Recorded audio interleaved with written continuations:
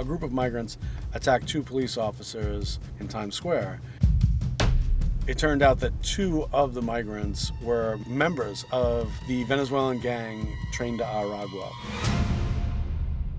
With the migrant population that's come to New York City, along with them has come gangs, violent gangs from their home countries. This particular gang that we're talking about in New York City, Tren de Aragua, they've been already involved in a raft of scooter thefts. They're basically sent out on missions to get unsuspecting victims who are walking around talking on their cell phone. The gang member on the scooter will grab the phone right out of someone's hand while they're using the device. So it's unlocked and all their apps are, accessible. And they'll keep tapping on the phone to keep it open all the way back up to where the kingpin or the guy who sent them out on that mission is located, where they had roomfuls of people who were using the phones to drain people's bank accounts and basically do a lot of shopping, online shopping, and all sorts of different crimes.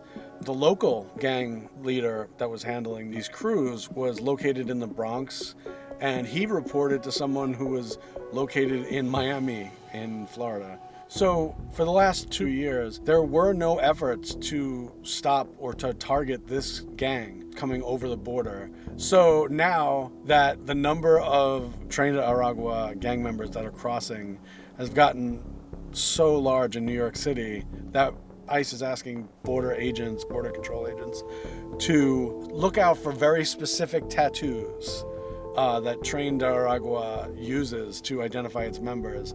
One of the most prolific one is a big tattoo of a train, like an old steam locomotive, and it actually says Aragua. Several of the gang members that have been processed have that tattoo. There are a bunch of very specific tattoos that identify what gang you're with. Like, for instance, covering MS-13, if there's a Red Bull, like it looks like almost like the logo of the Chicago Bulls. That's one of the symbols for MS-13. When you see that tattoo, he is a member of MS-13, or he would be killed for posing as a member of MS-13. So when you look at the arc of a story or the arc of a subject, the problems that are arising from 7 million migrants crossing the border illegally and proliferating out into large cities, the issues that come along with that situation, I would say we're not even halfway through dealing with the arc that's created here. We're just getting to the second act. Initially, it was, how do we just deal with this onslaught of people, all these people who need help, who need everything? How do we provide for them so that people aren't sleeping on the streets? That was Act 1. I think this is Act 2, which is, out of this huge population of people that are coming to our city, there is going to be a percentage of them that are not here to pursue the American dream. They're here to pursue their own dream of being criminals.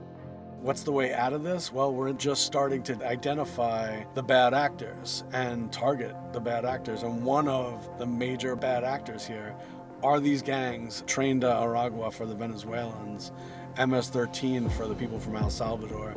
There are many gangs, actually, that are gaining population and gaining power in New York City. We haven't really come up with a way to completely deal with this yet.